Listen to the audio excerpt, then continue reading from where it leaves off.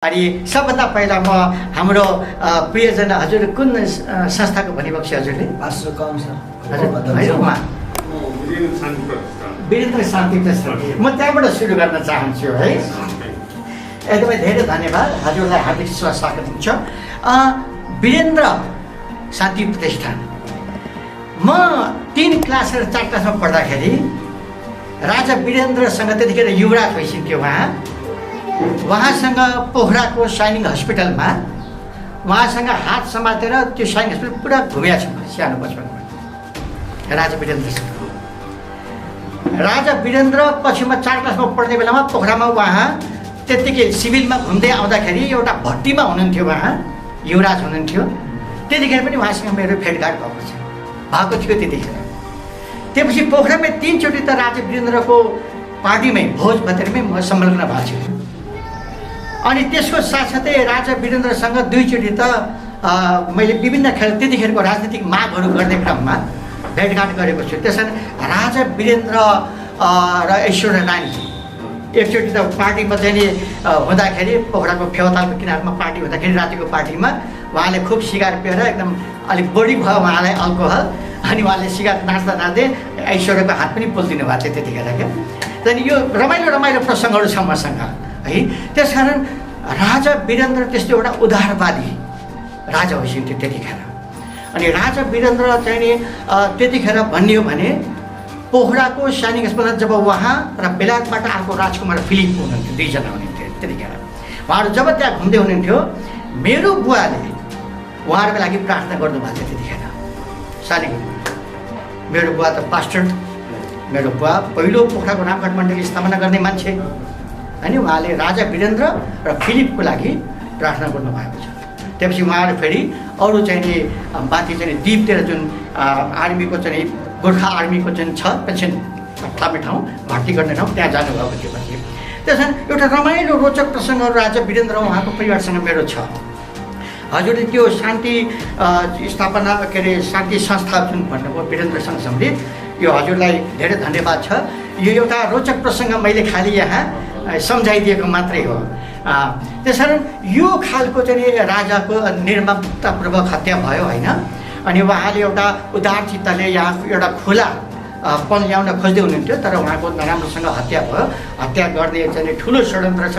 त्यो षड्यन्त्रको पनि त्यहीँभित्र भएका आर्मी त्यतिखेर ट्युनमा भएको आर्मीले मलाई भनेका छन् त्यतिखेर त्यहाँको आर्मीले मलाई त्यतिखेर त म त माओवादीमा थिएँ त्यतिखेर त्यहाँको आर्मीले मलाई भनेको हो कि उहाँको हत्या गर्दाखेरि 12वटा त दिपेन्द्र देखेको खुद आफ्नै आँखाले देखेको आर्मीले मलाई सुनाएको त्यतिखेर त्यो कुरा।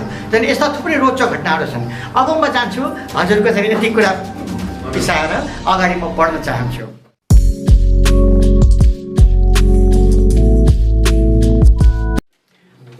धेरै धेरै धन्यवाद हाम्रो सञ्चालकज्यूलाई। अनि आजको हाम्रो यस कार्यक्रमका हाम्रो सभापति त्रय हुनुहुन्छ यहाँ आदरणीय अनि हाम्रो आदरणीय अतिथिज्यूहरू अनि उपस्थित हुनुभएका अनि आमन्त्रित महिला तथा सज्जनवृन्दहरू मित्रहरू यहाँहरू सबैलाई फेरि पनि म मेरो हृदयबाट नि हाम्रो राष्ट्रिय मुक्ति आन्दोलन नेपालको केन्द्रीय समितिको र सिङ्गो पार्टी पङ्क्तिको तर्फबाट हार्दिक न्यानो अभिवादन टक्राउँदैछु। स्वीकार्नुहोस् मुक्ति अभिवादन। आज हामीले हाम्रो राष्ट्रिय मुक्ति आन्दोलन नेपाल नामक दलको केन्द्रीय कार्यालय काठमाडौँको यो महानगरपालिकाको वार्ड नम्बर 4 को अनि यो सूचटार भन्ने वाफलको नजिकैको ठाउँमा हामीले आज सुरुवात गरेका छौँ, उद्घाटन गरेका छौँ। अनि यो कार्यालय जुन हामीले आज सुरुवात गरेका छौँ साँच्चै नै यो उपलब्ध गराउनका लागि दौडधुप गर्दै अनि यसमा चाहिने सबै सामग्रीहरू उपलब्ध गराइदिनु हुने हाम्रा आदरणीय र प्रियजनहरू जे जति हुनुहुन्छ उहाँहरू सबैलाई फेरि म यो दलको एउटा प्रमुखको नाताले यहाँहरू सबैप्रति आभार प्रकट गर्दै धन्यवाद टक्राउँदैछु। धन्यवाद स्वीकार्नुहोस्। यसको साथसाथै म हाम्रो यस दल राष्ट्रिय मुक्ति आन्दोलन नेपालमा हाम्रा निम्तोहरूलाई स्वीकारेर यहाँ आइदिनु भएर आफ्ना मन्तव्यहरू पनि एकदम उत्साहजनक ढङ्गले प्रेरणादायी ढङ्गले प्रस्तुत गरिदिनु भएकोमा म हाम्रा अगाडि नै आफ्ना मन्तव्य दिइसक्नुभएका आदरणीय अतिथिज्यूहरूप्रति पनि म हार्दिक आभार प्रकट गर्दै धन्यवाद टक्राउँदछु। अब म जान्न चाहन्छु हाम्रो राष्ट्रिय मुक्ति आन्दोलन नेपालको सुरुवात र यसको दर्शन सिद्धान्त नीतिलाई एकदमै छोटकरीमा म हजुरलाई केही जानकारी गराउन चाहन्छु। सबभन्दा पहिलो कुरा त राष्ट्रिय मुक्ति आन्दोलन नेपाल भन्ने जुन दल छ, राजनीतिक दल, यो नेपालको राजनीतिक वृत्तमा एउटा नयाँ विकल्प सहितको दर्शन सिद्धान्त विचारधारा बोकेको, नयाँ लक्ष्य उद्देश्य नीति योजना कार्यक्रम मुद्दाहरू बोकेको नयाँ ढङ्गको राजनीतिक दल हो यो। र यस दलमा अघि नै हजुरहरूले यहाँ आफ्ना मन्तव्यहरू प्रकट गर्ने क्रममा हजुरहरूले बताउनु भएको छ कि यो सबै धर्म जातिकाहरूलाई समेटेर यो दल अगाडि बढेको छ भन्ने कुरा यहाँ आयो अघि। साँच्चै नै अहिले हाम्रो बिचमा हामी यहाँ नेपालमा विभिन्न धर्मावलम्बीहरूमा खास गरेर नेपालको सरकारको सूचीमा सूचीकृत भएको हिन्दू, बौद्ध, किराँत, इस्लाम, सिख, जैन, इसाई, बोन, बहाई यति नेपालको सरकारमा सूचीकृत छ। त्यसमध्ये हाम्रो यो दलमा अहिले हामीहरू इसाईहरू पनि छौँ, हिन्दूहरू पनि छौँ, बौद्ध मार्गीहरू छौँ, मुस्लिम पनि छौँ। हाम्रो मुस्लिमतिरबाट हाम्रो हसिनाजी यहीँ हुनुहुन्छ हाम्रो बिचमा, उहाँ हाम्रो 74 को चुनावमा उम्मेदवार भएर उठ्नु पनि भएको थियो। अनि यसरी हामी विभिन्न थरीका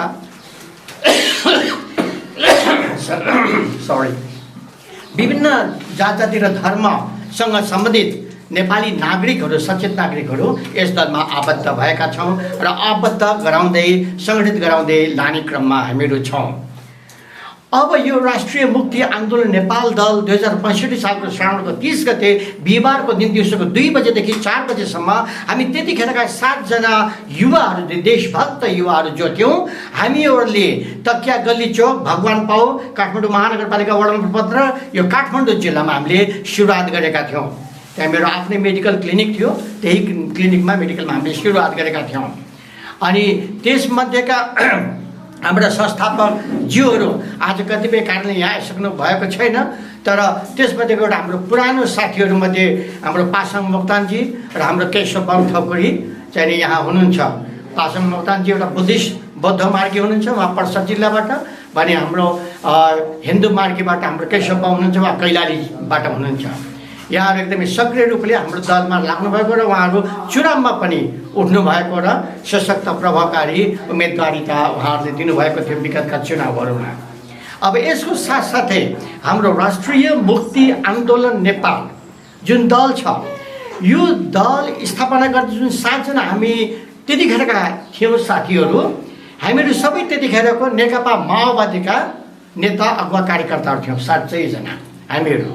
र नेकपा माओवादीबाट राजीनामा दिएर छोडेर प्रचण्डजीले 2 चोटि र त्यतिखेरको हाम्रो पर्यटन मन्त्री लोकेन्द्र विष्टज्यूले 1 चोटि हामीसँग स्पष्टीकरण लिएपछि अनि हामीले धेरै लामो गृह कार्य गरेर अनि यो दल हामीले स्थापना गरेका हौँ। तर यो दल स्थापना गर्नका लागि सबभन्दा पहिला यसको दर्शन सिद्धान्त नीति योजना कार्यक्रमहरू बनाउनका लागि भने 2058 सालमा त्यतिखेर म नेकपा माओवादीमा थिएँ। मलाई त्यतिखेर पोखराबाट आफ्नै घरबाट सेनाले पक्रेर पोखराको फुलबारी ब्यारेकमा थुनेको थियो। त्यहाँबाट जुन अहिले हामीले बोकेको दर्शन सिद्धान्त विचारधारा छ त्यतिखेर जन्मेको थियो यो खासमा। त्यतिखेरबाट मैले धेरै लामो अध्ययन गर्दा गर्दै यो दर्शन सिद्धान्त प्रतिपादन गर्नलाई मलाई 8 वर्ष लाग्यो अध्ययन अनुसन्धान गर्नलाई। 8 वर्षको लामो एकदमै धेरै गाह्रो खालको अध्ययन अनुसन्धानपछि यो नेपालवाद, नेपाली तन्त्र, नेपाली राष्ट्रवाद जन्मेको हो। त्यतिकै एकचोटि गफै गफको कुरामा जन्मेको होइन। यो धेरै रगत पसिना यसमा बहेको छ, धेरै समय यसमा खर्च भएको छ, धेरै दौडधुप हामीले गरेका छौँ यसमा। एउटा कुरा त्यो भयो। अर्को कुरा यो दर्शन सिद्धान्त जुन विचारधारा छ, जुन नेपालवाद भनेर नेपालको राजनीतिक वृत्तमा जुन आएको छ, यो एकदमै नेपाली मौलिकपन बोकेको दर्शन हो। नेपाली तन्त्र भनेको हामीले चाहेको, हामीले निर्माण गर्न खोजेको त्यो शासन व्यवस्थाको स्वरूप संरचना, सञ्चालन पद्धति हो। नयाँ खालको नेपाली तन्त्र भन्ने अहिलेको लोकतन्त्र, अहिलेको समाजवाद, अहिलेको साम्यवाद, अहिलेको प्रजातन्त्र, अहिलेको राजतन्त्र जुन अहिले हामी चाहिँ देखिरहेका छौँ, सुनिरहेका छौँ, त्यो चिज होइन। त्योभन्दा एकदमै फरक खालको, नितान्त बेग्लै ढङ्गको, जुन हाम्रै देशको धरातलीय यथार्थतामा आधारित भएको, हाम्रो देशको आवश्यकता, यो माटोको आवश्यकता र नेपाली जातिको आवश्यकता, प्रत्येक दर तह तबका वर्गका विभिन्न धर्म, संस्कृति, जात जाति, भाषा भाषी, लिङ्ग, पेसा, व्यवसाय, वर्ण वर्गहरूका विभिन्न भूक्षेत्रहरूका नेपाली जनताका आवश्यकताहरूमा आधारित, उनीहरूका समस्याहरूमा आधारित यो तन्त्र ल्याउन खोजेका हामीले एकदमै नयाँ खालको, जुन विश्वमै छैन अहिले, त्यस्तो नयाँ खालको एउटा वैकल्पिक शासन व्यवस्था हामीले यो देशमा स्थापना गर्न खोजिरहेका छौँ। त्यसकारण हाम्रो नेपाली तन्त्र भन्ने हामीले चाहेको एउटा नयाँ शासन व्यवस्था हो। नेपाली तन्त्र एकदमै नेपाली मौलिकपन बोकेको हो। अब आयो अर्को कुरा, नेपाली राष्ट्रवाद। नेपाली राष्ट्रवाद भन्ने जुन यो दुईटा शब्द छ, यो शब्दको लागि मात्रै मलाई 4 वर्ष लाग्यो अध्ययन गर्न। 4 वर्षको लामो अध्ययनपछि त्यो अध्ययन नेपालको आफ्नो प्राचीन कालदेखिको इतिहास, यहाँको सामाजिक, सांस्कृतिक, धार्मिक, आर्थिक, सामाजिक सबै पक्षको, त्यसपछि जापानको, चीनको, हिन्दुस्तानको, अमेरिकाको, युएसएसआरको, त्यतिखेरको युएसएसआर, त्यसपछि बेलायतको, जर्मनीको, अनि फ्रान्सको, स्पेनको, अनि यी देशहरूको अनि गहिरो अध्ययन गरेर अनि बल्ल नेपाली राष्ट्रवाद भन्ने जन्मेको, त्यतिकै हावातालमा जन्मेको होइन। यो यसको व्याख्या गर्नलाई समय लाग्छ। अनि यो नेपाली राष्ट्रवादको जगमा टेकेर हामीले नेपालवाद जुन छ अनि नेपाली तन्त्र भन्ने जुन छ त्यसको स्थापना गर्दै निर्माण र विकास गर्दै अगाडि बढ्ने हो। यो नयाँ चिज हामीले पस्केका छौँ। हो, सुरुवातमा नयाँ चिज ल्याउन धेरै नै गाह्रो हुन्छ, स्थापित गर्न गाह्रो हुन्छ, कसैले पनि पत्याउँदैन। मलाई धेरैले मलाई पागल भने, अहिले पनि पागल भन्छन् कति मान्छेहरूले मलाई, कस्तो पागल मान्छे रहेछ, दिमाग खुस्केको, हावा खुस्केको भन्छन्, अहिले पनि भनिरहेका छन् मान्छेहरूले मलाई। हावामा उडाउँछन्, कतिले खिसी टिउरी गर्छन्, अनि कति बेला त विरोध पनि गर्छन्। कुनै बेला त्यही नेकपा माओवादी जुन छोडेर हामी आयौँ, त्यही नेकपा माओवादीले झन्डै ज्यानै लिएको, झन्डै सिध्याइदिएको यो दल खोलेपछि भौतिक कारवाही गर्ने हिसाब किताबले। त्यसकारण त्यो हिसाब किताबले धेरै सङ्घर्षहरू सहेर, धेरै उतार चढाउहरू, आरोह अवरोहहरू हामीले सहँदै, भोग्दै, झेल्दै, त्यसको सामना गर्दै, त्यसलाई चिरफार गर्दै अगाडि बढ्दै आउँदा आज हामी 13 वर्ष पुरा गरेर 14औं वर्षमा पाइला टेकेका छौँ। र आज हाम्रो यो वाफलमा यो कार्यले हामीले स्थापना गरेर सुरुवात गर्ने मौका पाएका छौँ। यसमा विगतमा जो जतिले यो दलको लागि आफ्नो प्रेम दर्शाउनु भयो, आफ्नो चाहिँ नि साथ, समर्थन, सल्लाह, सहयोग गर्नुभयो, योगदान पुर्याउनु भयो, ती सबैप्रति म आफ्नो व्यक्तिगत र हाम्रो दल राष्ट्रिय मुक्ति आन्दोलन नेपालको तर्फबाट हार्दिक आभार प्रकट गर्दै उहाँहरूप्रति म नमन प्रकट गर्न चाहन्छु। अब यसको साथसाथै अब प्रसङ्ग जाउँ। अघि भर्खरै यहाँ केही कुराहरू आए हाम्रा पूर्व वक्ताहरूबाट। अनि सबभन्दा पहिला म हाम्रो प्रियजना, हजुर कुन संस्थाको भनिबक्छ हजुरले? मास्टर कम सर हजुर, म वीरेन्द्र शान्ति प्रतिष्ठान। वीरेन्द्र शान्ति प्रतिष्ठान, म त्यहाँबाट सुरु गर्न चाहन्छु है। एकदमै धेरै धन्यवाद, हजुरलाई हार्दिक स्वागत छ। वीरेन्द्र शान्ति प्रतिष्ठान, म 3 क्लास र 4 क्लासमा पढ्दाखेरि राजा वीरेन्द्रसँग, त्यतिखेर युवराज भइसक्यो उहाँसँग पोखराको सैनिक हस्पिटलमा उहाँसँग हात समातेर त्यो सैनिक हस्पिटल पुरा घुमेको छु म सानो बचपनमा राजा वीरेन्द्रसँग। राजा वीरेन्द्र पछि म 4 क्लासमा पढ्ने बेलामा पोखरामा उहाँ त्यतिकै सिभिलमा घुम्दै आउँदाखेरि एउटा भट्टीमा हुनुहुन्थ्यो, उहाँ युवराज हुनुहुन्थ्यो। त्यतिखेर पनि उहाँसँग मेरो भेटघाट भएको थियो त्यतिखेर। त्यसपछि पोखरामै 3 चोटि त राजा वीरेन्द्रको पार्टीमै, भोज भतेरमै म सम्मेलन भएको छु।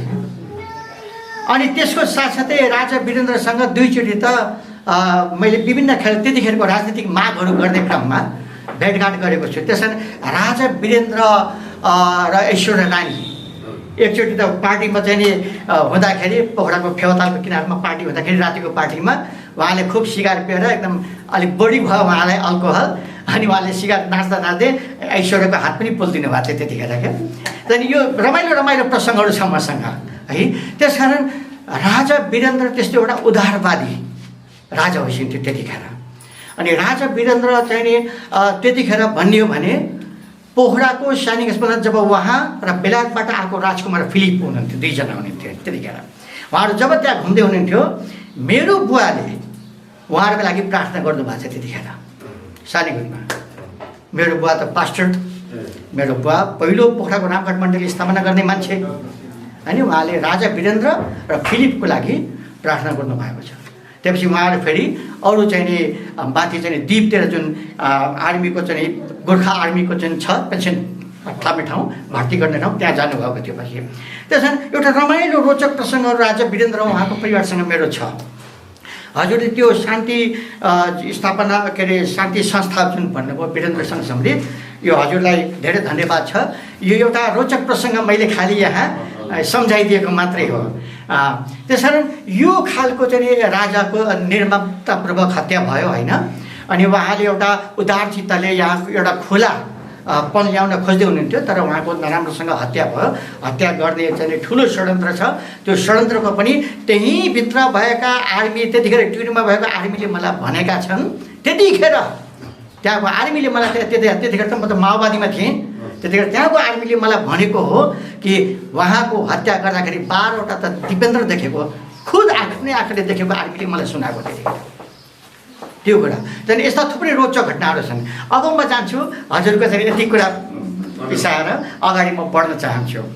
यसै गरी हामीले 2060 सालको चैतको 15 गते त्यतिखेरको राजा ज्ञानेन्द्र शाह, त्यतिखेरको 2060 चैतको 15 गते पोखराको रङ्गशालामा त्यतिखेरको राजा ज्ञानेन्द्र शाहलाई मेरो नेतृत्वमा पोखराका हाम्रा 20वटा मण्डलीहरू मिलेर नेपाली इसाई समाज नेपाल भन्ने बनाएर 5वटा मागहरू राजा ज्ञानेन्द्रलाई त्यतिखेर हामीले दिएका थियौँ। अगाडि ठुलो पुरुष बनाएर म आफैले नेतृत्व गरेका थिएँ, जबकि त्यतिखेर म भूमिगतमा थिएँ। त्यही पनि सङ्कटकालको स्थितिमा राजा ज्ञानेन्द्रलाई नेपाली इसाईहरूको हक अधिकारको बारेमा 5वटा मागहरू प्रस्तुत गरेका थियौँ। पछि 62बाट त्यसमा एउटा थपेर 6 सूत्रे माग बनायौँ। त्यसको फलोअप धेरै गऱ्यौँ र त्यसको अरू गतिविधिहरू हामीले अगाडि बढाउँदै लाग्यौँ। ती कुराहरू भएका थिए। अनि यो सँगसँगै अर्को कुरा चाहिँ यहाँ हाम्रो जे जति हुनुहुन्छ हजुरहरूलाई अब म केही जानकारी दिन चाहन्छु। यो मैले किन कुरा कोट्याएँ भन्दाखेरि यहाँ अघि नै हजुरहरूले यहाँ कुरा गर्नुभयो कि नेपाली इसाईहरूको बारेमा अलिक धेरै कुराहरू आयो। त्यो आएको किन हो भन्दाखेरि जुन कानुन मैले पञ्चायती व्यवस्थामा पढेको थिएँ, म पञ्चायत व्यवस्था त विद्यार्थी थिएँ। पञ्चायती व्यवस्थामा जुन कानुनहरू पञ्चायतको किताबै पढ्नु पर्थ्यो हाम्रो स्कुलमा है, त्यतिखेर पनि हाम्रा नेपालमा नेपाली इसाईहरूलाई हेला होचो गरेर विभेद गरेर उपेक्षा गरेर लेखिएको कानुन थियो। त्यतिखेर पनि 2046 सालपछिको आन्दोलनपछि जुन बहुदलीय व्यवस्थाको पुनर्स्थापना भयो, त्यतिखेर पनि निर्मल लामाजी हुनुहुन्थ्यो। त्यतिखेरको हाम्रो सिटी हलमा संविधान सुधार सुझाव आयोगको त्यहाँ अफिस थियो। त्यतिखेर माधव नेपालजी पनि हुनुहुन्थ्यो त्यो आयोगमा। निर्मल लामाज्यू त्यहाँ हुँदाखेरि म आफैले नेपाली इसाईहरू अल्पसङ्ख्यक जनसमुदाय हो, यहाँका सचेत नेपाली नागरिक हुन्, उनीहरू उत्पीडित छन्, विभेदित छन्, उपेक्षित छन्, उनीहरूलाई हेलाउचो गर्नु भएन, सबैलाई समान हक अधिकार सुअवसर सेवा सुविधा सहुलियतहरू हुनुपर्छ भनेर त्यस्तो संविधानमा व्यवस्था गरियोस् भनेर त्यतिखेर निर्मल लामालाई मैले खुद दिएको थिएँ। त्यतिखेरको हाम्रो पार्टीको अध्यक्ष निर्मल लामा हुनुहुन्थ्यो त्यतिखेर। अनि उहाँलाई मैले दिएको थिएँ संविधानमा त्यो लेख्नलाई। अनि त्यतिखेरको संविधानमा 2047 सालमा लेखिएको संविधानको मस्यौदामा त्यो कुरा लेखिएको थियो। त्यो चौथो पानाको माथिपट्टि थियो, पहिलो अनुच्छेदमा थियो। तर पछि राजा वीरेन्द्र, स्वर्गीय राजा वीरेन्द्रले घोषणा गर्ने बेलामा त्यो हटाइयो। यो किनभने नेपाली इसाईहरू अझसम्म पनि उपेक्षित छन्, हेलामोचामा छन् है, यहाँको राज्य सत्ताबाट विभेदित छन्। अब आयो अर्को कुरा, त्यो पछि अहिले फेरि बहुदलीय व्यवस्थाभरि त्यो भयो। अहिले गणतन्त्रको समय आयो।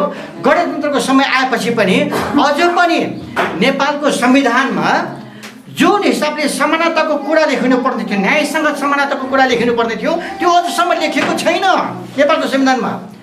अझै पनि हाम्रो संविधानमै बकायदा किटान गरिएको छ। कुनै पनि मान्छे खास गरी इसाईहरूलाई तोकेर त्यसमा लेखेको छ कुनै पनि इसाईहरूले अरूहरूको धर्म परिवर्तन गर्न पाइँदैन, प्रचार गर्न पाइँदैन, बकायदा लेखिएको छ। अनि त्यसको आधारमा 2072 सालको चैतको 15 गतेको कानुन जुन बनेर आयो त्यो कानुनमा फेरि बकायदा 5,000 देखि लिएर 1 लाख रुपियाँसम्मको जरिमाना 1 वर्षसम्मको कैद भनेर लेखिएको छ। यो भनेको अझ पनि यहाँको राज्य सत्ताले इसाईहरू पनि यो देशको नागरिक हो नि, सचेत नागरिक हो नि इसाईहरू पनि, कि नागरिक होइन यो देश हो भन्न सक्नु पर्यो राज्यले। यदि यो देशको नागरिक हो भने इसाईहरूलाई कानुन र संविधानमा किन विभेद गरेर लेखियो? त्यो लेखिनु हुँदैन भन्ने कुरा हाम्रो हो। नेपाली इसाईहरू अल्पसङ्ख्यक समुदायका हुन्, त्यसकारण त्यसको लागि चाहिँ हामीले 6 सूत्रीय मागहरू पेश गरेर त्यतिखेर चाहिँ हामीले आवाज उठाएको हो। त्यस मागमा चाहिँ नि नेपालका इसाईहरू अझ पनि अडान लिइरहेका छन्। जबसम्म त्यो संविधानमै कानुनमै सबै नेपालमा भएको, अघि नै मैले भने हिन्दू, बुद्धिस्ट, किराँत, इस्लाम, इसाई, सिख, जैन, बोन, बहाई यति जुन सूचीकृत छ नेपाल सरकारको, यी सबैलाई समान हक अधिकार दिएर समान सेवा सुविधा सहुलियतहरू दिएर किन नलेख्ने? संविधानमा कानुनमा किन त्यसरी नलेख्ने हो? यो कुरा हो।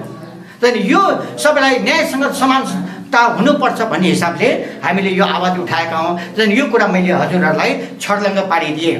अब यो बाहेक चाहिँ नि प्रत्येक नेपाली इसाईहरू जुन यहाँ हामी छौँ, हजुरले देख्नुहुन्छ, साँच्चै नै भन्यो भने हामी यहाँ राष्ट्रिय मुक्ति आन्दोलन नेपालमा भएका इसाईहरू जतिका देशभक्त को होला?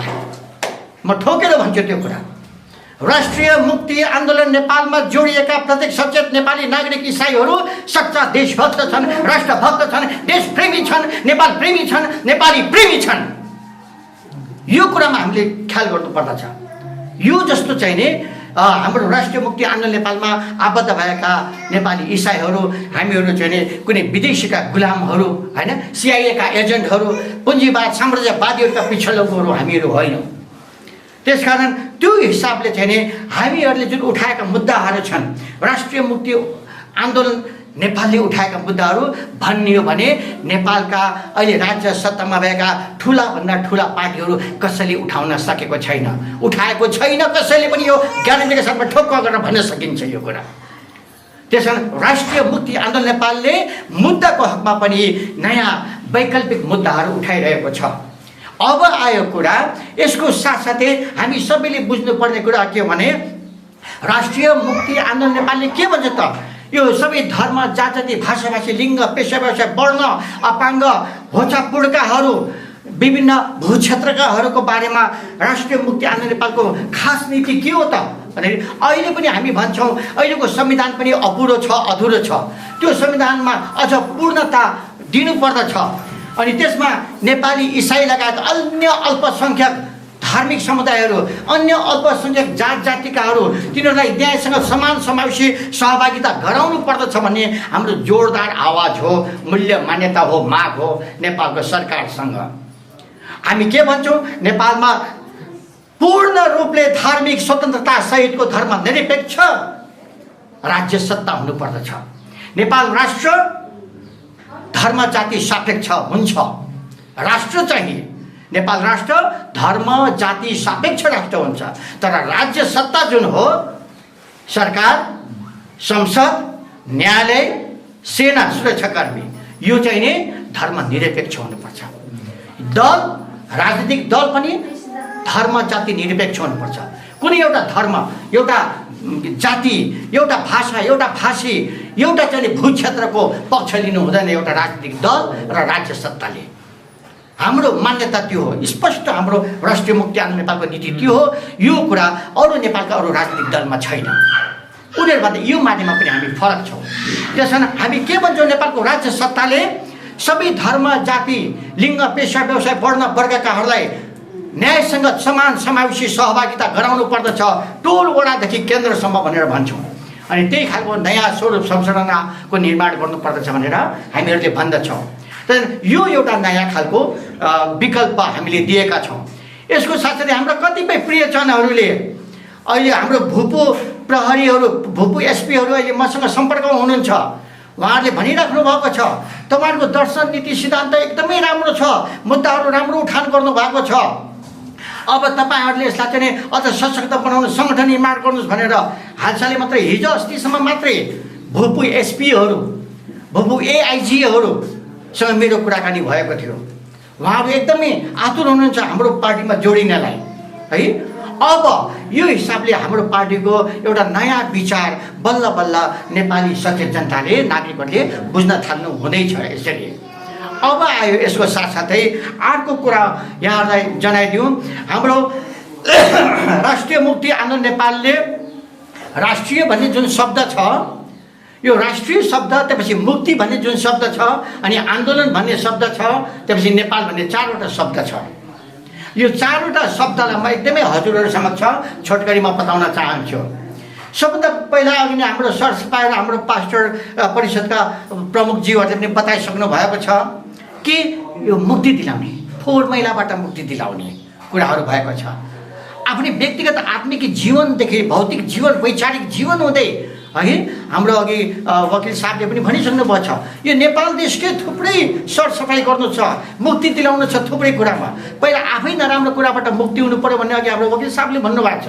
अनि त्यसपछि यो राष्ट्रलाई नराम्रो कुराबाट मुक्ति दिलाउने, अनि त्यो मुक्ति केबाट दिलाउने त? अहिले हामीसँग यो देशमा भएका फोहोर मैलाहरू के हुन्? सबभन्दा पहिला अघि हाम्रो वकिल साहब, हाम्रो पार्टीको वकिल साहब पनि हुनुहुन्छ उहाँ, अनि उहाँ वकिल साहबले भन्नुभएको छ पहिले हाम्रो प्रत्येक मानिसको जुन चिन्तन हुन्छ नि, सोच, यहाँ फोहोर मैला छ, धेरै फोहोर मैला छ, विकृति विसङ्गति छ, त्यसबाट सबभन्दा पहिला मुक्ति हुनुपर्छ हामीले है। हामीले एकैछिनमा नराम्रा कुराहरू सोच्छौँ, गर्छौँ, बोल्छौँ, लेख्छौँ है, त्यसबाट पहिला मुक्ति हुनु पर्यो। अनि ती सबै कुरा कहाँबाट आउँछ त? आत्माबाट आउँछन् ती सबै कुरा। ती फोहोर मैलाहरू आत्माबाट आउँछन्। त्यो आत्मामा भएका विकृति विसङ्गति फोहोर मैलाहरूलाई सरसफाइ गरेर है, हाम्रो वीरबहादुर सरले भन्नुभएको छ ती सबै फोहोर मैलाहरूलाई भित्रै आत्माबाट सरसफाइ गरेर त्यसबाट हामी मुक्त हुनुपर्दछ। पहिलो कुरा यो हो, हामी आफै सफा हुनुपर्दछ। अनि त्यसपछि हामी आफू सफा हुने, हाम्रो परिवारलाई सफा गर्ने, त्यसबाट मुक्ति दिलाउने फोहोर मैलाहरूबाट, विकृति विसङ्गति, नराम्रो गलत सोच चिन्तनहरूबाट। अनि त्यसपछि हाम्रो समाजलाई, हाम्रो समुदायलाई, हाम्रो जिल्लालाई, हाम्रो प्रदेशलाई, हाम्रो राष्ट्रलाई मुक्ति दिलाउने हो। अनि सम्पूर्ण नेपाली जातिलाई, संसारभरिका नेपाली जातिहरूलाई नराम्रा सोच चिन्तन शैली, बोली, हावभाव व्यवहारहरूबाट मुक्ति दिलाउने हो। त्यो आत्माबाट मुक्ति दिलाउनु पर्दछ। पहिलो कुरा हाम्रा आचरणहरू, चरित्रहरू, प्रवृत्तिहरू, बानी व्यवहारहरू नराम्रो जुन छन् त्यसबाट मुक्ति पाउनुपर्छ। यदि त्यसैबाट मुक्ति पाएनौँ भने अहिलेका भएका राज्य सत्तामा भएका ठुला दल र हामीमा के फरक भएन? त्यसमा कुनै फरक भएन। त्यसकारण उनीहरूको विकल्पमा हामीले एउटा नयाँ पुरानो मान्छेबाट, फोहोरी मान्छेबाट नयाँ सफा मान्छेमा रूपान्तरित हुनुपर्दछ। हाम्रो राष्ट्रिय मुक्ति आन्दोलन नेपालको यो एउटा नीति हो।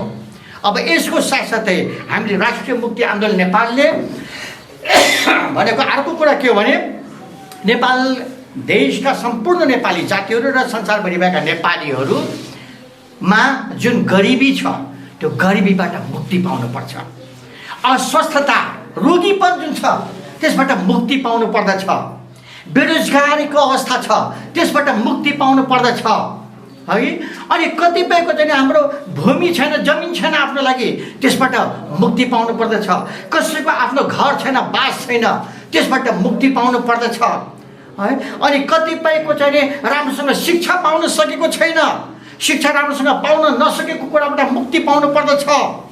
यी थुप्रै कुराहरू छन्। कसैको वैवाहिक समस्याहरू छन्, त्यसबाट मुक्ति पाउनु पर्दछ है। अनि कसैको चाहिँ वृद्धकालमा पाउनुपर्ने सेवा सुविधा सहुलियतहरू पाइरहेका छैनन्, ऊ त्यसबाट मुक्ति पाउनु पर्दछ। कतिपय एकल महिला, एकल पुरुष र तेस्रो लिङ्गीहरू, होचा पुड्काहरू, यी सबैको अपाङ्गता भएकाहरू, उहाँहरूले विभिन्न किसिमका समस्याहरूबाट मुक्ति पाउनु छ है। यी थुप्रै कुराहरू छन् मुक्ति पाउने कुराहरू। अनि त्यसको साथसाथै हजुर हामी सबैलाई अहिले थाहा छ, नेपाल देश हाम्रो तल तृणमूल तहबाट, जिरो लेभलबाट, ग्राउन्ड लेभलबाट त माथिसम्म राष्ट्रपतिसम्म अहिले जम्मै एउटा पनि बाँकी छैन भ्रष्टाचारमा नमुछिएको। यो भ्रष्टाचारबाट मुक्ति पाउनु छ, यो कुरा हो। यस्तो खालको मुक्तिको लागि हाम्रो राष्ट्रिय मुक्ति आन्दोलन नेपालले युद्ध स्तरमा कामहरू गरिरहेको छ, गरिरहेको थियो अनि अगाडि यही हिसाबले हामी बढ्नेछौँ।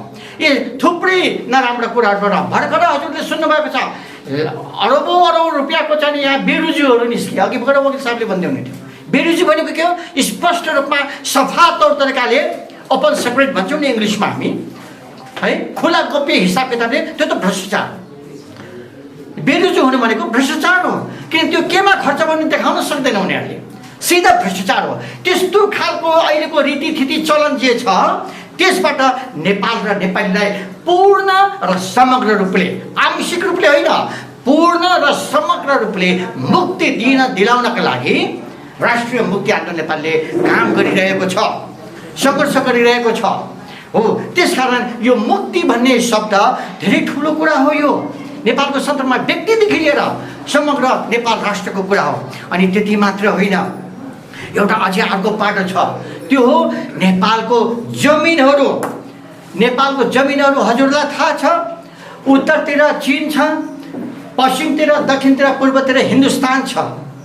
हिन्दुस्तानले नेपालका सिमानाहरूमा 2065 सालसम्ममा 85वटा ठाउँहरूमा अतिक्रमण गरिसकेको थियो, नेपालको सिमाना खिचिसकेको थियो, कतिपय गायब गरेको थियो, है। त्यसको साथसाथै अझ पनि हाम्रा सीमाविदहरूले भन्छन् उत्तरी भेगमा पनि यो चाहिँ नि हाम्रो के भन्छ लिपु लेकदेखि लिएर हुम्ला हुँदै अहिलेको यहाँ गोर्खा हुँदै दोलखा रसुवासम्म लगभग 9वटा ठाउँमा चीनतिरको सिमानाहरू पनि त्यहाँ गडबड भएको छ, त्यो पनि भनिएको छ। विज्ञहरूले भन्छन्, सीमाविदहरूले। त्यसैले हाम्रो नेपालका भूमिहरू छिमेकी मुलुकहरूले अतिक्रमण गरेको, मिचेको कुराहरू पनि यहाँ आएका छन्। त्यसबाट पनि नेपालले मुक्ति पाउनु पर्दछ, यो कुरा हो। अनि त्यसको साथसाथै त्यति मात्र होइन, नेपालको भूमि अहिलेको महाकाली नदीदेखि लिएर पश्चिम रावी नदीसम्म, पूर्वमा टिस्टादेखि लिएर हाम्रो कामाख्या मन्दिरसम्म हो, यहाँदेखि ब्रह्मपुत्र नदी जोडिने दिनाजपुर र रङ्गपुर नेपालका 2टा जिल्लाहरू, ती सबै गरेर नेपालका भूमिहरू अहिलेसम्म हिन्दुस्तानले आफ्नो उपनिवेश बनाएर राखेको छ, इन्डियाले, भारतले। त्यसबाट पनि नेपालको जमिनहरूलाई, नेपाली जातिहरूलाई मुक्ति दिलाउने कुरा हो। यसमा चाहिँ हामीहरूले एकदमै सङ्घर्ष गर्नुपर्दछ, सशक्त आन्दोलनहरू गरिराख्नु पर्दछ। त्यसकारण नेपाललाई यहाँ नेपालको राज्य सत्तामा, सरकारमा, यहाँका प्रत्येक पार्टीहरूमा, दलहरूमा, यहाँका उद्योगपतिहरूमा, यहाँका चाहिँ आम जनतासम्ममा छिमेकी मुलुकहरूले, विशेष गरेर हिन्दुस्तानले बेसरी के गरेको छ? हस्तक्षेप, अतिक्रमण गरेको छ, प्रभुत्व गरेको छ। ती सबैबाट नेपाल र नेपालीलाई समग्र र पूर्ण रूपले मुक्ति दिलाउनु छ। त्यसकारण यो मुक्तिको अर्थ निकै ठुलो छ, गुह्य छ, गम्भीर छ, व्यापक छ। यसबाट नेपाल र नेपालीलाई मुक्ति दिलाउनका खातिर राष्ट्रिय मुक्ति आन्दोलन नेपालले के भन्छ भने नेपालका गुमेका भूभागहरू नेपालले फिर्ता लिँदै नेपाल र नेपालीहरूको पुनः एकीकरण गर्नुपर्दछ भन्ने हाम्रो आवाज हो, हाम्रो माग हो, हाम्रो मूल्य मान्यता हो। अनि यसको साथसाथै नेपालको सबै संरचना, सबै तह तबकाहरूमा हिन्दुस्तानले जुन खालको हस्तक्षेपहरू, अतिक्रमणहरू गरेको छ, षड्यन्त्र गरेको छ, प्रभुत्व जमाएको छ, ती सबैबाट यानि कि नव औपनिवेशिकता भन्छौँ हामी त्यसलाई राजनीतिक भाषामा, नव औपनिवेशिकताबाट नेपाल र नेपालीलाई समग्र र पूर्ण रूपले मुक्ति दिलाउनु पर्दछ भन्ने कुरा हाम्रो आर्को हो। त्यसैले यी सबै राष्ट्रिय समस्याहरू हुन्। यी सबै राष्ट्रिय समस्याहरूबाट नेपाल र नेपालीलाई पूर्ण र समग्र रूपले मुक्ति दिलाउनु पर्दछ। हाम्रो राष्ट्रिय मुक्ति आन्दोलन नेपालले त्यो भन्छ। अनि आन्दोलन भन्ने हाम्रो शब्द छ।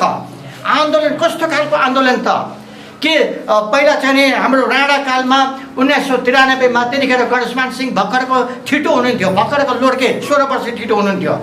गणेशमान सिंहको एउटा टोली थियो, उहाँको एउटा दल थियो, त्यो दलको नाम थियो रक्त बीज दल, गणेशमान सिंहको नेतृत्वमा, है।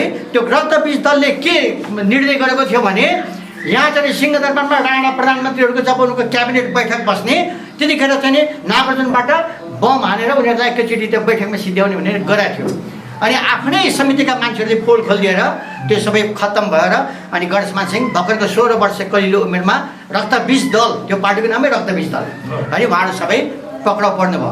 त्यहाँदेखि लिएर पछि जति पनि हत्या हिंसा भए नेपाली काङ्ग्रेसले नेपालमा 2006-07 सालमा जुन हतियार उठाएर उनीहरूले आन्दोलन गरे, उनीहरूको अर्थमा ठुलो मुक्ति क्रान्ति थियो। उहाँहरूले आफ्नो सेनालाई मुक्ति सेना भन्नुहुन्थ्यो उहाँहरूले है। त्यतिखेर पनि नेपाली काङ्ग्रेसले हतियार उठायो 6-7 सालमा, 18 सालमा, 30-31 सालमा 30 चोटि नेपाली काङ्ग्रेसले हतियार उठायो। उहाँहरूले हतियार उठाएको सङ्ख्या पनि हाम्रो नेपालको इतिहासमा पढ्ने भने लगभग 24,000 जति फेला पर्छ। त्यसपछि एमालेको पालामा इलाम के भन्छ झापा, सुनसरी र मोरङमा 2027-28 मा उहाँहरूले 1 स्क्वायर 1 एक्सन 1 युनिट भनेर उहाँहरूले एक्सन अहिलेको केपी शर्मा ओली, राधाकृष्ण मैनाली आदि उहाँहरूले चलाउनु भयो मान्छेको टाउको काट्ने गिर्ने काम है। त्यसरी उहाँहरू चाहिँ सत्तामा आउनुभयो, उहाँहरूले पनि खुन खराबा गर्नुभएको हो। त्यसपछि 10 वर्ष माओवादी जनयुद्ध भयो, त्यहाँबाट ठुलो खुन खराबा भयो है। अब हाम्रो आन्दोलन के हो त? त्यस्तै हो त। मधेसी आन्दोलन भयो, मधेसी आन्दोलनमा पनि माओवादीकै त्यो गौरकाण्डमा चाहिँ त्यहाँ 37 जना 39 जना माओवादीकै मान्छेहरू मारिएका थिए। त्यसपछि अरू त कति हो भने त्यस्तै खालको आन्दोलन त राष्ट्रिय मुक्ति आन्दोलन नेपालले गर्ने होइन। राष्ट्रिय मुक्ति आन्दोलन गर्ने भनेको अहिंसात्मक प्रत्येक नेपालीको मन मस्तिष्क जित्ने खालको लडाइँ लड्ने काम हो। प्रत्येक नेपालीको मन मस्तिष्क दिल दिमाग जित्ने त्यस्तो खालको अहिंसात्मक आन्दोलन राष्ट्रिय मुक्ति आन्दोलन नेपालले गर्दछ हो। त्यो गरि नै रहनेछ। त्यसरी एउटा अहिंसात्मक नयाँ नेपाली आन्दोलन भन्छौँ हामी त्यसलाई हामी राष्ट्रिय मुक्ति आन्दोलन भन्छौँ। त्यस्तो खालको आन्दोलन नयाँ खालको, नयाँ प्याटर्नको, नयाँ नमुनाको, नयाँ उदाहरण योग्य हामीले आन्दोलन गरेर नेपालमा पहिला मुक्ति दिलाउने हो। मुक्ति दिलाएपछि पहिलो काम त मुक्ति दिलाउने हो। त्यसपछि बल्ल प्रगति हामीले गर्दै जान्छौँ अनि बल्ल एउटा समय आउँछ अनि हामीले भनेका छौँ मुक्ति दिलाएको 18 वर्षमा नेपालको काया पलट गर्छौँ भने हाम्रो ग्रान्ड डिजाइन छ, हाम्रो गुरु योजना छ। 18 वर्ष 6 वर्षको चरणको 6 वर्षको एक चरण, 6 वर्षको दोस्रो चरण, 6 वर्षको तेस्रो चरण अनि प्रत्येक 6 वर्षलाई हामीले 2 वर्षको उपचरणमा बाँडेका छौँ। त्यसरी हामीले विकास निर्माणका काम कुराहरू गर्छौँ अनि त्यो हाम्रो पुरा डिजाइन छ, हाम्रो गुरु योजना छ। त्यो हिसाबले हामीले 18 वर्षमा नेपालको अनुहार नै काया पलट गर्छौँ, आमूल परिवर्तन गर्छौँ। 18 वर्ष लाग्छ। अनि कति बेला अस्तिले मलाई भन्दै हुनुहुन्थ्यो गएको समयमा कहाँ तपाईँले 18 वर्ष गर्नु 5 वर्ष पो भन्नुपर्छ भन्दै हुनुहुन्थ्यो। तर त्यो 5 वर्ष भनेको त्यो हावादारी कुरा हो, त्यो व्यवहारमा हुन नसक्ने कुरा हो। तर मैले धेरै लामो अध्ययन गरेर अनुसन्धान गरेर 18 वर्षको त्यो योजना बनाएको छु अनि हामीहरूले त्यसलाई अगाडि बढाइरहेका छौँ। त्यसकारण हामीहरूले नेपाललाई एउटा स्वर्णिम नेपाल बनाउने, सफाई नेपाल बनाउने, सुन्दर नेपाल बनाउने काममा हामीले यसरी अगाडि बढेका छौँ। अब बाँकी अरू दर्शन सिद्धान्तका कुराहरू पछि फेरि अरू बेला हामी गर्नेछौँ। तर आज म अन्तिममा एउटा उदाहरण यहाँ भन्ने छु। अघि भर्खर हजुरले बोल्ने क्रममा स्विजरल्यान्डको कुरा हजुरले गरिबस्यो है। स्विजरल्यान्ड कति सुन्दर छ, सफा छ भन्ने कुरा यहाँ आएको थियो है। साँच्चै नै त्यही स्विजरल्यान्ड 2 चोटि म घुमेँ, हेरेँ। तर अहिलेको नेपाल जस्तिका सुन्दर अहिले पनि छैन स्विजरल्यान्ड। अहिलेको नेपाल जतिका सुन्दर त्यो स्विजरल्यान्ड अहिले पनि छैन। स्विजरल्यान्ड जुन अहिले खालको सुन्दर र सफा छ त्यो सबै त्यहाँको मान्छेहरूले बनाएको सुन्दरता हो। नेपाल त स्वतः एकदमै सुन्दर छ, राम्रो छ। यसलाई त हामी नेपालीहरूको राम्रो विवेक, बल, बुद्धि, ज्ञान, श्रमशक्ति खर्च गर्ने भने त्यो अहिले पनि स्विजरल्यान्ड, अहिले पनि अरू मुलुकहरूभन्दा त अहिले पनि नेपाल कता कता छ। यो साँच्चै नै स्वर्णिम स्वर्गीय मुलुक हुनेछ। यो त्यस हिसाबले हामीहरू अगाडि बढिरहेको कुरा हो। त्यसैले आइएम सो सरी। यो हाम्रो आज राष्ट्रिय मुक्ति आन्दोलन नेपालको जुन कार्यालय उद्घाटनको सिलसिलामा मैले एउटा छोटो परिचयात्मक कुराहरू जुन गरेँ, हजुरहरूलाई पक्का पनि केही थाहा भयो। अब बाँकी अरू कुराहरू हामी पछिको समयहरूमा गर्दैछौँ। अनि फेरि पनि म हजुरहरू जतिजना आइदिनु भयो, कोही चाँडै आउनुभयो, कोही आफ्नो विभिन्न समयहरूले गर्दाखेरि पछि आइपुग्नु भयो, त्यही पनि उहाँहरूप्रति म हार्दिक आभार प्रकट गर्दै, हजुरहरू 4 जना अहिले पछि आउनुभयो, हजुरप्रति आभार प्रकट गर्दै म फेरि पनि हृदयबाट नै धन्यवाद टक्राउन चाहन्छु। अनि हजुरहरू सबैले फेरि पनि हाम्रो राष्ट्रिय मुक्ति आन्दोलन नेपालको बारेमा अझ बुझ्न छ, छर्लङ्ग हुन छ भने हाम्रो फेसबुकमा, हाम्रो पेजेस लाइनमा हजुरहरू जोडिन सक्नुहुनेछ। र अरू समयमा पनि हामी यस्तै खालको कुराहरू हामीले गर्दैछौँ। क्लासहरू लिनेछौँ। अनि जहाँसम्म अघि हाम्रो वकिल साहबले हाम्रो त्यो साथीहरूले तयार पार्नु भएको जुन छ विज्ञप्ति त्यहाँ केही देखाउनु भयो कमी कमजोरी, त्यो कमी कमजोरीको लागि साथीहरूले साथी नै त्यो सच्याउनु हुनेछ, त्यो म विश्वास गर्छु। र जहाँसम्म हाम्रो दलको अझसम्मको आधिकारिक धारणा के हो भने त्यो अहिले एकैचोटि एमसिसी पूर्ण रूपले खारेज हाम्रो दलले भनेको छैन। त्यो हाम्रो जुन मागहरू छन्, बुँदाहरू छन्, त्यो बुँदाहरू हटायो भने स्वागतम छ है। अनि त्यो हटाएन भने जस्ताको त्यस्तै संसदबाट पारित गराउन खोज्यो भने मात्रै त्यसलाई हामी इन्कार गर्छौँ। हाम्रो पार्टीको धारणा त्यो हो। अनि यति भन्दै अब फेरि पनि हजुरले धेरै लामो समयसम्म यो सुनिदिनु भयो, बुझिदिनु भयो, हेरिदिनु भयो। फेरि पनि हाम्रो राष्ट्रिय मुक्तिआन्दोलन नेपालको तर्फबाट म हजुरहरूलाई धेरै न्यानो अभिवादन टक्राउँदै म धन्यवाद प्रकट गर्दछु। अनि अबको बाँकी समय फेरि हामीहरूले अगाडि बढाउनेछौँ। सञ्चालकलाई म यो समय दिँदैछु। हस् त, धेरै धेरै धन्यवाद। नेपालको जय होस्, नेपालीको जय होस्। धन्यवाद।